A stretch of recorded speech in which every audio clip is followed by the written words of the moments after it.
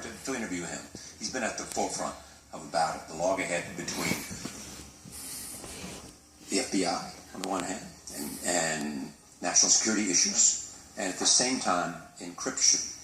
Where do you come down in terms of somehow in the national interest on both sides finding a solution to this? We need a solution to it. The industry is united in saying that the government forcing us to weaken encryption is a bad idea. If we are forced by law to weaken encryption, and there are people who are proposing that, it won't be just the government that has access to your information on your phone. It'll also be the bad guys, because the computer can't tell the difference between the good guys and the bad guys. And it's even more important in countries like China, where the laws are not so favorable to human rights. So we've taken a position that there need to be other solutions rather than forcing a weakening or a backdoor, if you will. Right. And this is a hard issue because encryption is getting stronger. And in fairness to our industry, it's important to understand what happened. When Snowden revealed all of the activities that he did, which is an illegal act on his part, we read of the things that the government was doing that we didn't know about to survey, among other things, United States citizens. And we have fully encrypted the data at Google that's in rest and in transit. So I can tell you that if you have something that you want to be private, the best place to keep it is in Gmail, right? Seriously.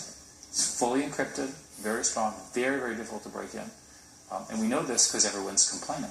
So what would happen then? What would happen then if the FBI director came and said, "We know this person is suspected of some serious, and we think that there is an exchange of information through Gmail. Please give us access." Well, America has a great law in that regard. It's called the FISA Court. Right. And so it's legal proceeding. It's called a legal proceeding. That's called the front door. Right. All of the terrorism is a horrific thing, obviously, and at least democracies have legal processes to follow. Right. So the FBI director would not call us. They would go to this 3-judge panel, and the 3-judge panel would order us to give that information, and we would give it just like that. And most of the time, they have. Well, in fact, something like the number, it's a public number, less than 50,000 times, maybe 40,000 times per year, we're asked this and we have billions of users. So it's a relatively rare event, and that's for all national security matters. I found 2 quick questions. One, 10 years from now, the world will be dramatically different because of what we're doing? Think about the information that you have now that you didn't have a decade ago. Think about the companies that we talked about today that didn't exist 10 years ago.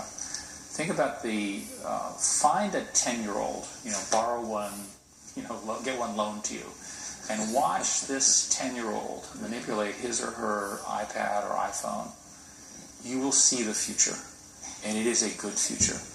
If all the evidence is that people are getting smarter, by the way, not dumber, right? The evidence is that educational achievement is going up, and a lot of this is due to the interconnectedness, right, and the integration of all of us. It's going to be a very good world. It reminds me of the old joke, which many of you may have heard, is, why is your 13-year-old working on that? Because my 10-year-old was at play. That's good. Thank you, Eric. Thank you, Charlie. Thank you all.